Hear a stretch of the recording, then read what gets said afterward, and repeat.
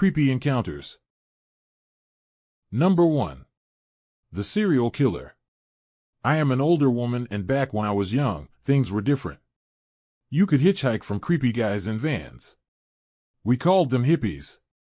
But it was also a time when serial killers roamed free. I grew up on a farm in South Carolina. No paved roads and not a lot of communication from the outside world.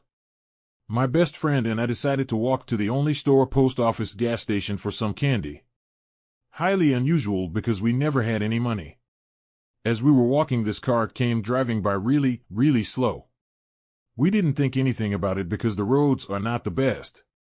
We were not the most worldly kids, and no one ever told us about stranger danger. We knew everyone and talked to anyone who said hi.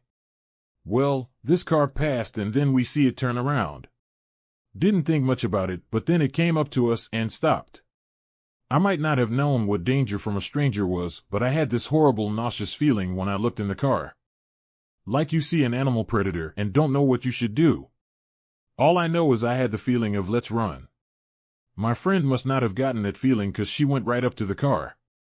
The man was greasy and dirty, but we were used to seeing people like that out working. He asked us if we wanted a ride. She said sure, and I said now we need to walk. She looked so mad at me. Like I had ruined her day. So she said she was going to walk with me. I could see his hand move like he was going to open the door, and I had a feeling of dread. Everything started to go in slow motion, so I grabbed my friend's arm and pulled her back. Just then another car was coming from the opposite way, and he drove off.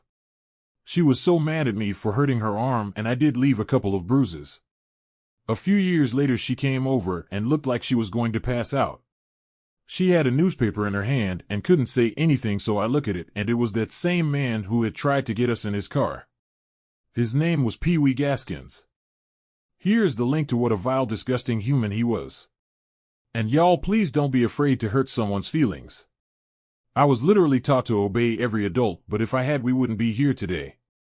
Arm yourself. Doesn't matter if it's a firearm, taser, pepper spray, or knife. People are not nice. Mental illness is out of control. Criminals outnumber us. Always be aware. Always follow your gut. Go search for Donald Henry Gaskins. Number 2. Creepy man watching from the forest. So I'm a 25 years old female, and this strange thing happened to me just this afternoon. I often take nice and relaxing strolls through the forest on Sundays together with my dad, which is some kind of tradition since my childhood, and today was no exception. Sometimes my uncle joins us on those strolls, and today he did so too. We walked down one of our usual paths, and at a split of the path we met some old man my dad and uncle obviously knew. The man was walking the opposite direction back towards the village.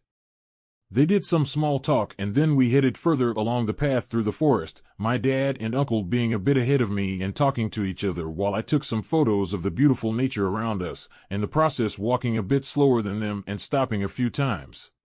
There were a few times I was a good distance behind them, which at that point I didn't realize that it could have been dangerous.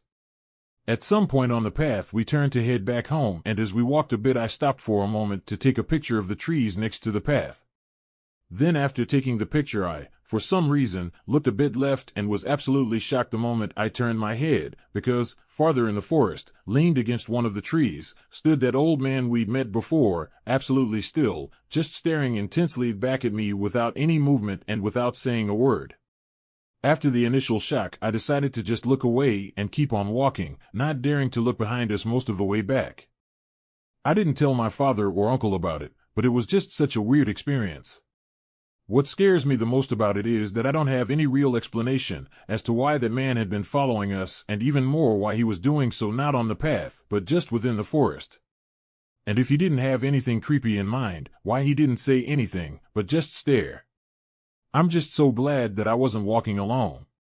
Number 3. Creepy man tried to lure us into his house. My mom is from Canada, and my family would visit her small rural hometown every summer growing up. It was the type of place where everyone knew each other and were loosely related.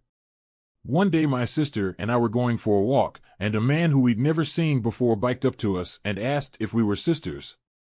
He told us that he knew our aunt, which he could have easily made up, and that he lived down the street from her. Then he asked us to come over to his house. We declined and went home and told our parents. A few weeks later, his mugshot was on the front page of the newspaper because he kidnapped and raped a 5-year-old girl. So creepy. Number 4. Creepy gas station attendant. I had a really uncomfortable experience at a gas station the other day, and I don't know how else to get this off my chest, so here I am unable to sleep at 1 a.m., hoping writing this out will help me feel a little relief. The other day I went to a full-service gas station. Normally I would pump my own, but I was taking a different route this day at a new station than the usual station I go to. A male attendant came up to my window and did the usual hello, how are you, etc. I'm female, by the way. After I said good, how are you, the attendant replied, good, it's really good to see you, and licked his lips. Instantly I was so uncomfortable. He kept putting his hands on my car where the passenger window was rolled down. I asked to fill up my tank and gave my credit card. I immediately started texting my husband about this. At first I just thought he was a creep, but I didn't feel unsafe. Instead of walking away and letting my tank fill up, he stood by my window and started asking me all kinds of questions about my car, saying it was nice and what year was it, etc. I struggle really hard with feeling the need to be polite in these situations, so I answered his questions, but was on my phone texting my husband and only giving short one-word answers when spoken to.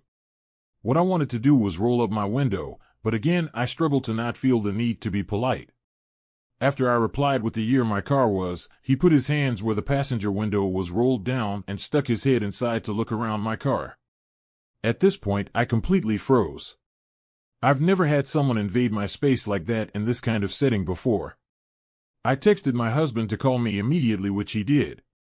I told him all about where I was, how I was getting gas, I stumbled upon the gas station name in town, etc., so this dude would know that now people knew exactly where I am.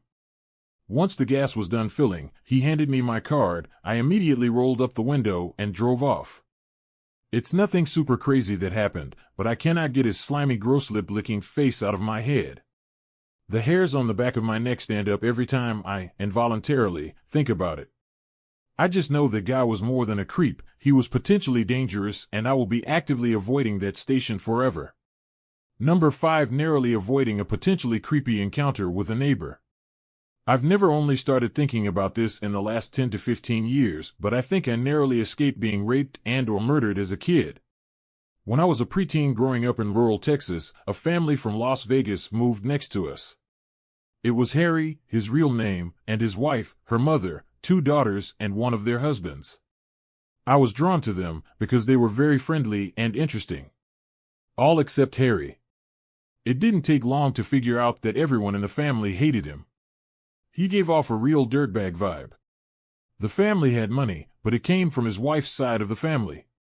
He didn't really fit in with the rest of them. Over a year or so, I spent more and more time over there, but avoided Harry like the plague. Talking to his stepdaughters, I learned that their mother was getting ready to divorce him. I think he could see the writing on the wall too. One day out of the blue, he stopped over at my house. I was outside, riding my bike or something. He asked me if I wanted to take a ride with him to check on their cattle. For some stupid reason, I forgot all of my misgivings about him. I thought it might be cool to take a ride with him out in the country to check on the livestock. My mother was inside talking to a friend on the phone. I'll never forget how she reacted when I asked her if I could go with him. Without interrupting her conversation, she mouthed no and shook her head to reiterate the point. She told me to just go to the front door and shake my head, rather than going outside and telling him I wasn't going. Harry just shrugged and left. After his wife finally kicked him out, Harry started harassing them in weird ways, creeping outside their house at night, and even calling in fake obituaries for one of the daughters into the local newspaper. Thankfully, he took off back to Vegas soon after. After I had kids of my own, I started thinking about that incident and what could have happened to me that day, if my mother hadn't had the foresight to tell me I couldn't go. I think Harry would have hurt me just to get back at his family members who had a fondness for me. It's chilling to think about. Thank you for watching and listening to this video. If you would, go ahead and give that like button a smack and the subscribe button a smash for more videos. Smack and smash. See ya.